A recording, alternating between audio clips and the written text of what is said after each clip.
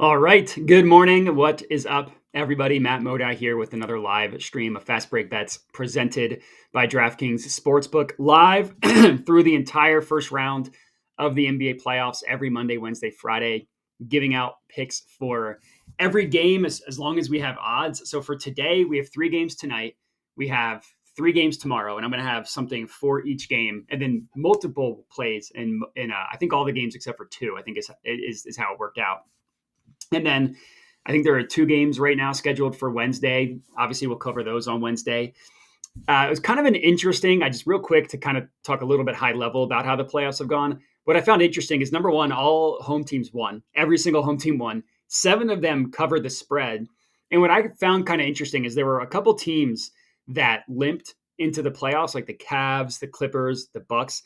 They all like stormed out to huge leads in the first half of their game ones. Now all 3 of them were the home teams, and you wonder, is that something that's going to continue throughout the entire series, or is that just kind of like a 1 game blip where they were able to get the energy out, or they were able to get up their energy in game one that not be able to replicate that over the entire series? It's going to be interesting to see. I'm not necessarily predicting that they're all 3 going to come back down to earth or anything like that. I just thought that was kind of interesting. Like the Bucks had a horrible end to the year, just were up by 27 at halftime. Same thing with the Clippers, same thing with the Cavs. So again, picks for every game, SGP, same game parlay at the very end. I already see some people here in the chat. That's incredible. Make sure to get all your questions, all your comments, everything that you have in the chat, whether it's a play that you want to shout out, whether it's a play that you want my thoughts on, or you just anything you want. Doesn't have to be betting specific. And then if you're not already, make sure to subscribe to the Betting Pros YouTube channel. And then you can follow me, on my basically all social media at my handle you see here at Jedi Modi. Zana, appreciate you for tuning in. RIP to your Sixers. And so, yeah, that's talking about the Maxey news. I admittedly went through all my analysis and stuff before the Maxey news came out. I don't have any added plays as of right now. I want to see how things go over the course of the day. But to answer your question, Embiid's definitely not going to be out. TJ and CJ ripped my heart out. Yeah, that TJ one was brutal. He started like 1 of 7 or something from the field. He still ended with 10 points. All he needed was him to get one more bucket, and we would have cashed our not huge, but pretty decent parlay. Tyshawn Bland, I need a banger. But got plenty of those. Don't you worry about bangers. We got plenty of those. If not Embiid, yeah, I don't have Embiid first quarter points, to be honest with you. He looked so bad after he came back from the injury. Who knows how healthy he is? Maybe he's amazing. I wouldn't put any money on it. And then Willie David, any dong leans? Great question. Home runs are down across the board. Even if you take into account the the weather in April. I know this is kind of longer getting into it, but just answering questions. Even if you take into account the weather, home runs are down like 15% across the board from last year to this year, and the lowest it's been, I think I saw the stat of like 8 or 10 years, something like that. So I would be very, very careful with home runs. In terms of leans, there are 3 guys on the Phillies that I think are really good bets. Trey Turner, Bryce Harper, and Kyle Schwarber. And then if you want like a decently long shot one, Brandon Marsh, I think are all good. Playing in Red Stadium, so it's a shorter field.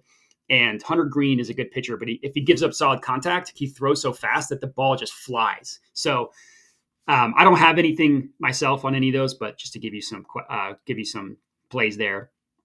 Alicia doing great, and then 2 points going into the second. It was frustrating that TJ McConnell play. Anyways, I appreciate everybody for already being very active in the chat. That's incredible. Let's keep this up.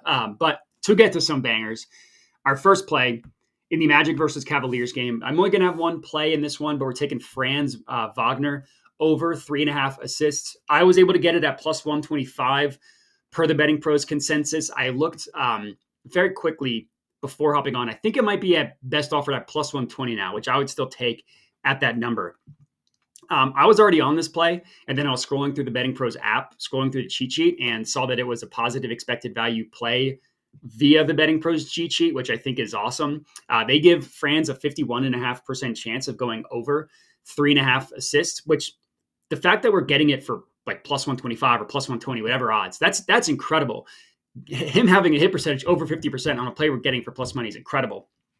So I think this is also a great spot kind of to fade the results of game one. So Franz only had 3 assists in that game. So obviously that's an under 3.5. But the more important stat here is that he had 13 potential assists. And potential assists is generally something that you can bank on more reliably, right? Like if part of that, the reason why his potential assist was so high with his assists being so low is that the Magic just shot horribly from deep. I forget the exact numbers. I forgot to write it down, but I know they had a horrible shooting percentage from deep.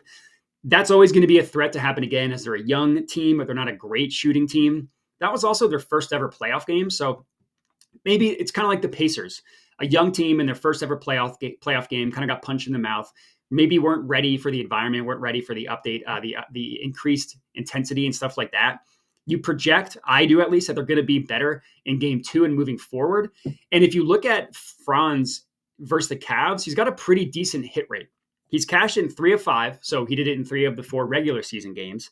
More importantly, his potential assists are there in all of the games as well. He's had at least 9 potential assists in 4 of the 5 games against the Cavs. The only game he did not have 9, it was a rough game. He only had 3. He also only played like less than 25 minutes in that game. So it's just an off game in general. I'm guessing it's a blowout on either side. Excuse me. So he's not going to play 25 minutes in this one. And if you're telling me he's getting 13 potential assists, I'd be very, very confident that he's going to get at least 4 actual assists. Sam Young, you were correct. Mitchell was very, very good. He scored 30 points in that game. He played well.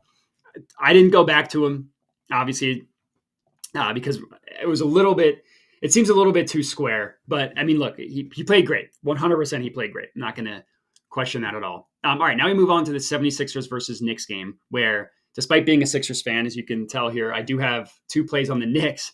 Number 1, Mitchell Robinson over 12.5 points plus rebounds.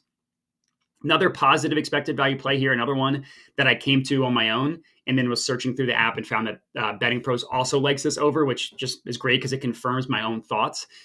They project, Betting Pros does, Mitchell Robinson to have 14 projected points plus rebounds. They give him a 65.2% chance of going over this number.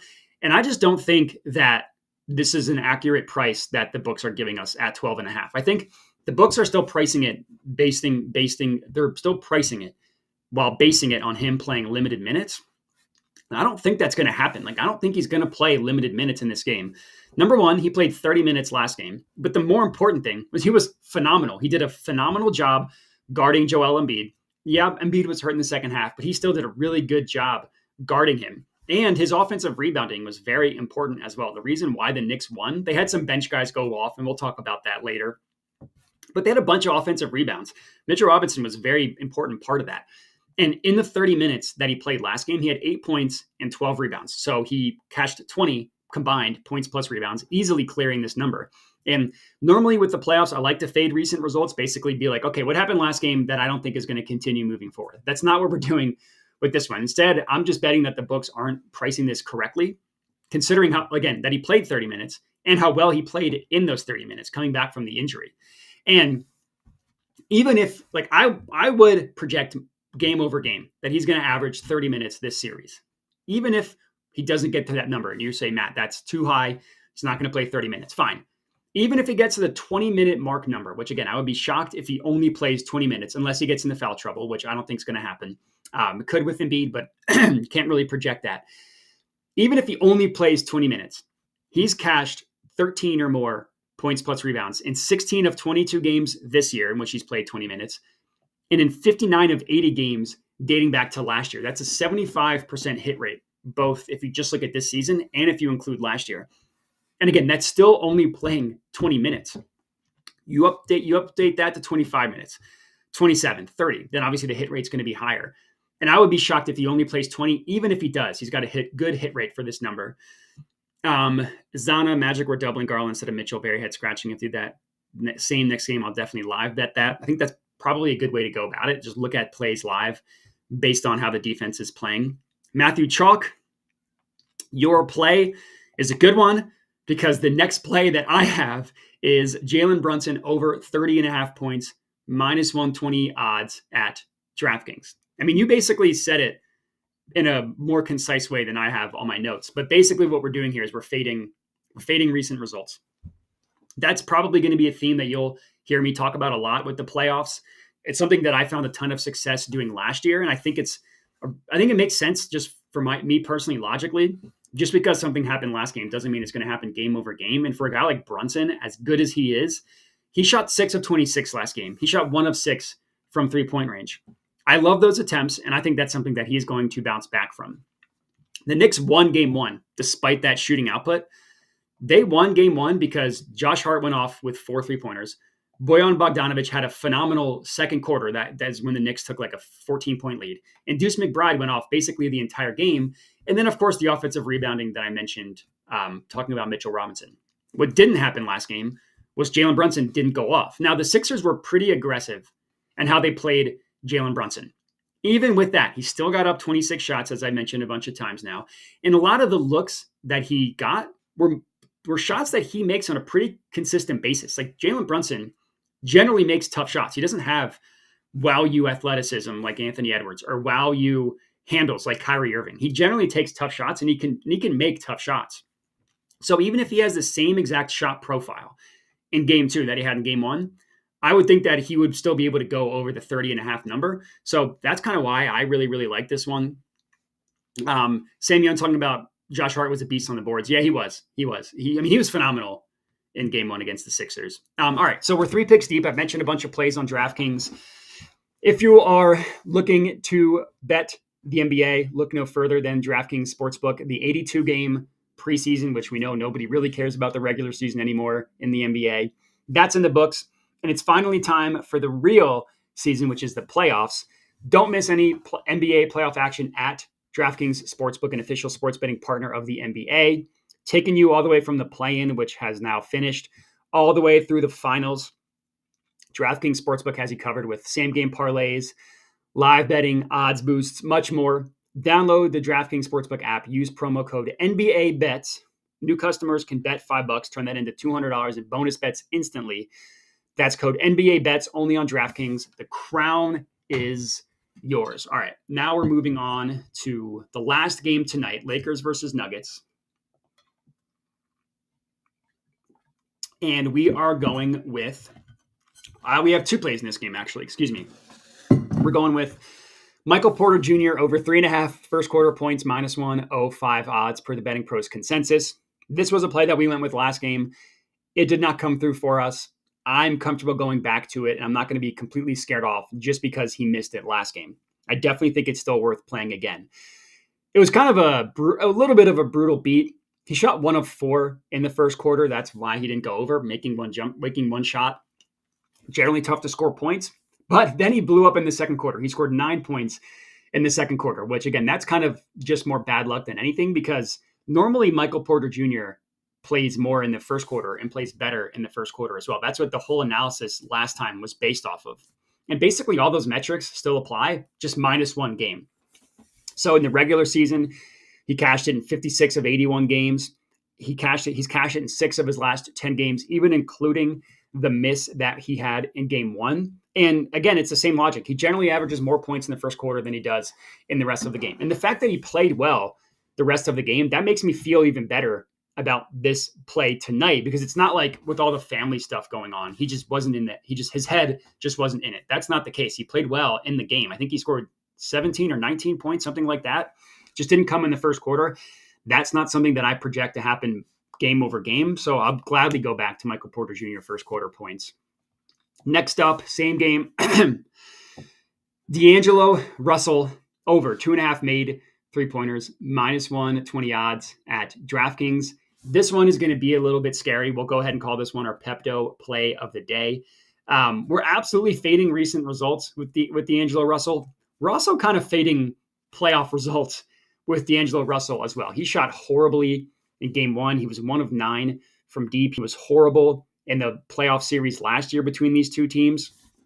Basically, I'm projecting that what we saw in the regular season from D'Angelo Russell is going to show up at least tonight in the playoffs. And he was awesome. D'Angelo Russell was legitimately awesome in the regular season. He was a different player, an actual winning player, which was not the case basically at any other point in his career. He was playing winning basketball. Part of the reason why the Lakers season turned around, basically they had a horrible stretch after the play-in tournament, or excuse me, not not the play-in tournament, the regular season tournament. I forget the terminology, what they called it, but yeah, the regular season tournament, whatever it was, the NBA Cup, whatever it was. After that, the Lakers had a really bad stretch. When they turned it around, and since they've been good for basically half the season, was partly because of how well D'Angelo Russell played and inserting him into the starting lineup. So I don't expect him to be played off the floor like he was last year. I don't expect him to get benched. And we all know that D'Angelo Russell is not shy to chuck it, even when he's in a shooting slump. I mean, even with how bad he played, the more important thing to me is that he still played 40 minutes. That's showing, Darvin Ham is showing that he has confidence in D'Angelo Russell to turn things around, not basically bench him like he did last year in the playoffs. And I think Russell's going to continue to play heavy minutes. They need him. If they want to have a chance to win the series, they need him to play the way in-season tournament. Thank you. In-season tournament. I kept thinking in my head, I kept wanting to say play-in, even though I knew that was wrong. So thank you, Mike Thompson, for that. But yeah, for D'Angelo Russell, like if he plays, he's going to shoot. His role on offense is to get buckets. I think that's going to continue. I know he's been bad in the playoffs, and I totally understand people being scared off of it. I'm basically betting that what we saw in the regular season is what's going to show up at least for this game, especially after a horrible shooting night. And he seemed to be in a good headspace. Granted, he's never lost his confidence. I'll give him that. But, he said he was excited to play game 2. He's excited to show up after shooting 1 of 9 from deep. So that's where we're going with this one. Azana, Hart rebound chances were off the charts last game. Knicks will often have their bigs boxing out while their wings like Hart crash boards. Expect this to hit as long as the Sixers keep I'm guessing you mean to say chucking threes. Yeah, I mean, Hart is a really good rebounder. So is Mitchell Robinson. I mean, he got 12 and 30 minutes last game. Embiid is going to keep him close to the basket. Embiid doesn't spend a lot of time out on the perimeter. And he might get 5 offensive rebounds like he did. I don't know exactly his offensive rebounds number. I probably should have looked that up. But I know he had a lot. And Alicia asking about Austin Reeves. I know a lot of people that I trust their opinion are on Austin Reeves as well. I believe his point total is 13.5 or 14.5. I think that's a good play too. I didn't want, I know I have 2 plays for the Knicks, but I didn't want 2 plays for offensively, thinking like the wording for guys that, I mean, I guess D'Angelo or Austin Reeves is good at defense. I didn't want to take basically 2 guys on like that were both guards. That's kind of what I'm looking for on the Lakers. So that's why I went with D'Angelo Russell. I'm not going to talk anybody out of Austin Reeves either. All right. We're about halfway done. I think exactly halfway done, maybe a little bit less. I've talked a lot about the prop bet cheat sheet that I've used to find plays. Just to highlight that a little bit, we're doing a 1-year premium subscription giveaway. So if you want a chance to win a premium 1-year subscription to Betting Pros, it's your place to start betting smarter, not harder. All you need to do is subscribe to the Betting Pros YouTube channel. Hopefully you're already doing that. And then comment on the video. Those 2 things is how you can be entered. We'll announce a winner right here on the channel, so make sure to turn notifications on so you can be alerted when new episodes drop. Come in and claim your prize. 1-year premium subscription giveaway. Comment and subscribe. All right, now we are on to tomorrow's games. Yeah, I agree. 13.5 just feels low for Reeves. I totally agree. I mean, he was, unlike Russell, Reeves showed up in the playoffs last year. So if you wanted to put your money there, I totally get it. So, all right, Suns versus Timberwolves game. I've had my first mainline play of the slate, and I'm taking the Suns plus 3.5. We're getting a half point better than most books. I was able to find this using the odds tool, just NBA odds tool, on the Betting Pros app. Minus 115 odds, best offer price per the Betting Pros consensus. So, I didn't have any plays on the underdogs for tonight's games, but I really like, in general. I mean, the home teams were 8-0 against straight up. They're 7-1 against the spread. I do think we're able to get some value on some of the road underdogs for game 2. Now, by underdog, I guess I should say team that lost game 1 because the Mavericks lost game 1, but they're still favored. I'm not going to put money on all 8 of the underdogs or the road teams, but I think there are certain ones that you can find value on, and the Suns are definitely one of them. I don't hate it if you want to be even spicier and take their money line, just them to win straight up. Obviously, you get that at plus money. But I decided to play it a little bit safer and go with the spread. And I was on the Timberwolves game 1. So this is not me holding to a previous belief that I think the Suns are going to win this series or anything like that. So I was not surprised with what I saw in game 1.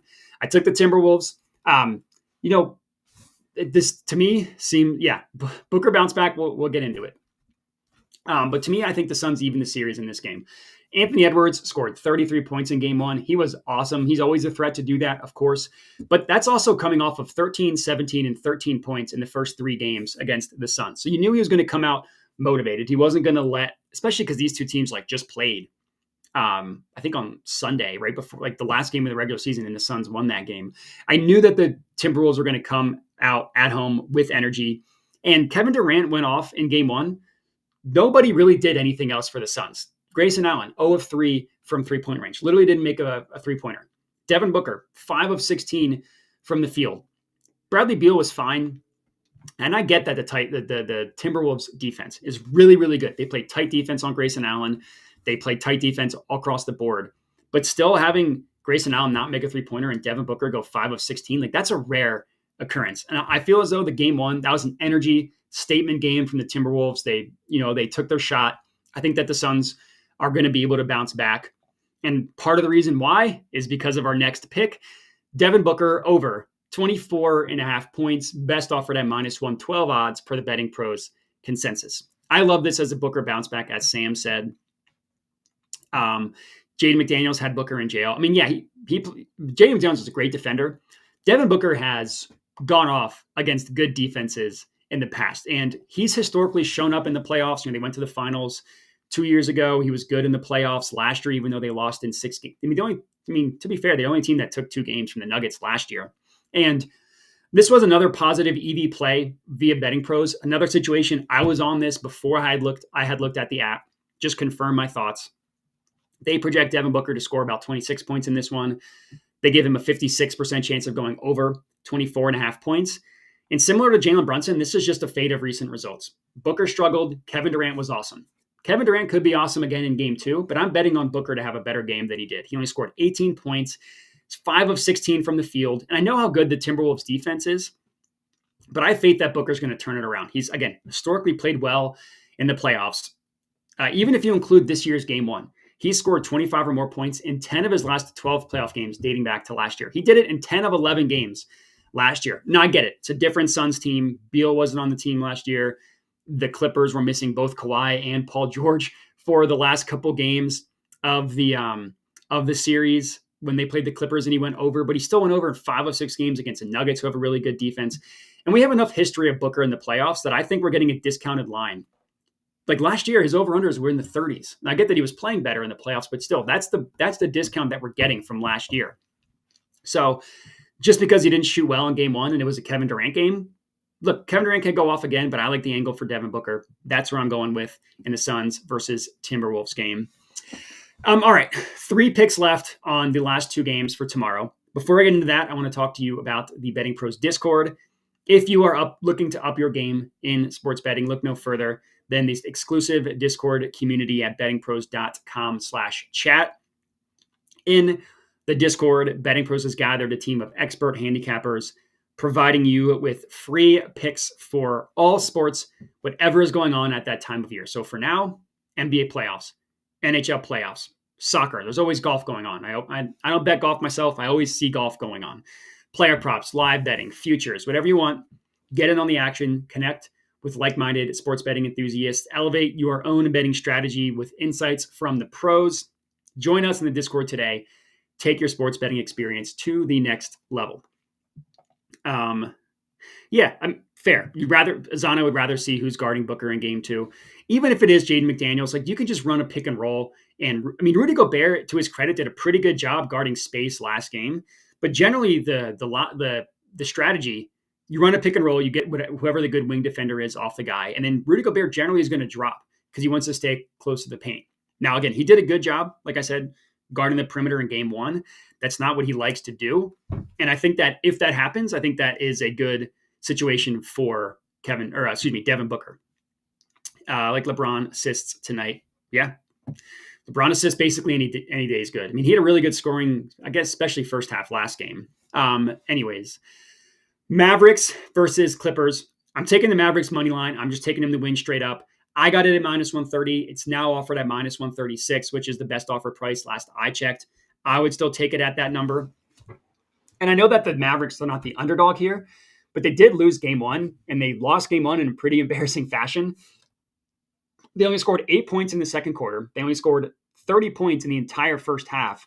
And while they were able to turn around in the second half, it was too little, too late. They had chances to make it a game in the third and fourth quarter, were incapable of doing so. But they still scored 34 and 33 points in the third and fourth quarters. And that's what I expect them to do moving forward, at least for game two. I don't necessarily saying they're going to score 30 points in every single quarter, but I don't think they're going to have a total clunker like they did in the first half. I'm expecting them to turn it around. And the Clippers defense, they were really good in game one. I'll give them credit. Russell Westbrook, not known for his defense, was really good in game one. The Clippers defense had basically been a mediocre defense, if not to worse than mediocre, for the last 2 months of the regular season. And just because they had one good performance in game one, that is not making me completely confident that they've turned it around and that they're now going to be one of the best defenses like we saw in game one, especially when you consider the fact that Kawhi's probably going to be out for this game. If you look at from the All-Star break to the end of the regular season, it's 2-month sample size. The Clippers had the 22nd ranked defense in the entire NBA. Not only is that not even average, it's below average. And Kawhi played in majority of those games. So, yeah, the Mavericks, they got punched in the mouth in game one. They kind of came back in the second half, but it was too little, too late. And I really like the Mavericks to come out and just win this game straight up. I mean, I know that they're the favorite, so that's not a hot take by any means, but I think their money line, even at the minus 136 odds that I got it at, I would still take. Next up, same game, very similar. Luka Doncic over 32.5 points, minus 124 odds per the betting pros consensus. I would want to make sure to lock this in as soon as you can. It was still at 32.5 last time I checked. Most books have this at 33.5, but I was able to get it at 32.5. And when I last checked, it was also still at 32.5. Another positive EV play for the betting per the betting pros projections, they have him to score actually 35 points in this one. So if you wanted to even this is a good ladder opportunity, you take him to score 35 or more points for plus money. Obviously it's a little bit riskier, but that's also why you're getting better odds. And Sam Young, I'll answer your question in just a second after I finish this play.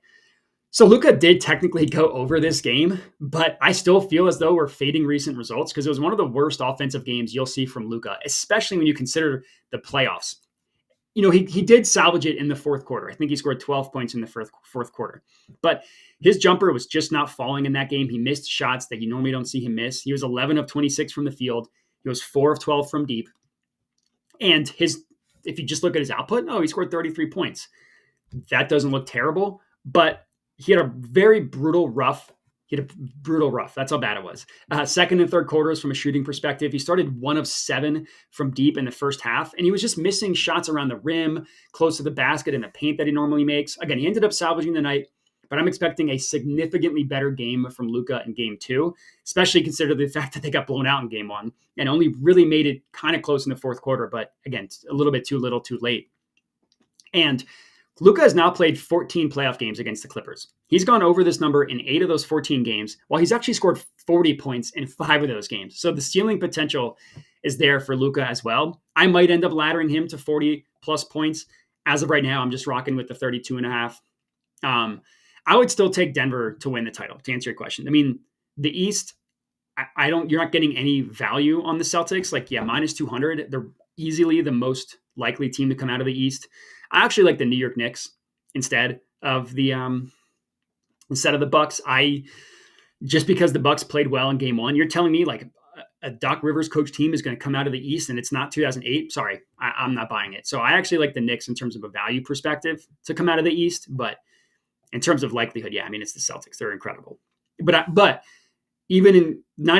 just like the Nuggets to win the title. Not even looking at the best value or whatever. I think the Nuggets win the title. I think they're the best team, and nobody can do anything with Jokic. All right, last play. And Pacers versus Bucks game. Pacers +2 is what I'm riding with here, minus 110 odds per the betting pros consensus. I will admit, if you're asking me to rank my confidence in terms of the 3 mainline plays I have, it would go Suns as sorry. Let me start that over. It would go Mavericks as number 1, the most confident in my Mavericks moneyline play. Then I would go Suns +3.5. Then I would go Pacers +2. So I'm not as confident in the Pacers, but for the same logic, as I do think this is a good bounce back spot. Pacers first game in the playoffs with this core. Young team just got smacked in the mouth. I mean, Dame went off for 19 points in the first quarter. Dame had 35 points at halftime. Before the Pacers were even able to blink, they were down 27 points. Again, they made it somewhat close in the third quarter to make the final score look mildly respectable, but it was still like an immediate punch in the mouth that the Pacers just weren't equipped to deal with. Halliburton was terrible. He scored 9 points. And even worse, he only attempted 7 shots. That's brutal. 8 assists is a bad number for Halliburton specifically. And he's had really good success against the Bucks this year. So, like, are the Bucks back after being a bad defensive team all year, after being horrible to end the season without their best player? Or are they a veteran team that got it up for one game, thinking that like the regular season doesn't matter? More often than not, unless you have LeBron James on your team, what we see in the regular season is what teams revert to eventually in the playoffs. The Nuggets last year, they were the number 1 seed. Nobody wanted to buy them, and they waltzed through the title, and they never lost more than 2 games in a series.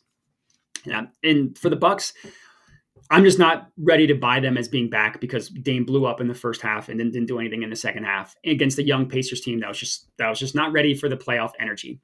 So I like them +2. You could just take the money line in the off chance that they don't lose by 1 or 2 points, but I just went with the spread here. And that's what we got in terms of all of our mainline plays. Excuse me. For the same game parlay, I have this on obviously DraftKings at +500. I chose an SGP for the Knicks 76ers game. The first leg is Mitchell Robinson over 7.5 rebounds. The second leg is Jalen Brunson over 30.5 points. And the third leg is Kelly Oubre over 11.5 points +500 odds at DraftKings. So for Mitchell Robinson, his points plus rebounds wasn't available to be parlayed, so I just went with the rebounds specifically. He had 12 in game 1. He was phenomenal. Jalen Brunson points, he shot 6 of 26, 5 of 26, whatever it was in game 1. That's not going to happen again, in my opinion. And then the Kelly Oubre play is not one that I mentioned yet. Granted, I put this in before the Maxey news came out. I don't know what the odds look like. I didn't check, but I also kind of like this as a little bit of a fade of recent results. Not necessarily because he shot bad in the play-in game or the game 1 against the Knicks, but he didn't shoot a lot, and he played 37 and 38 minutes. And I think that the attempts are going to come for him. So I think we are getting a little bit of a discount on Kelly Oubre Jr. over 11.5 points. So that's our SGP. Again, +500 odds.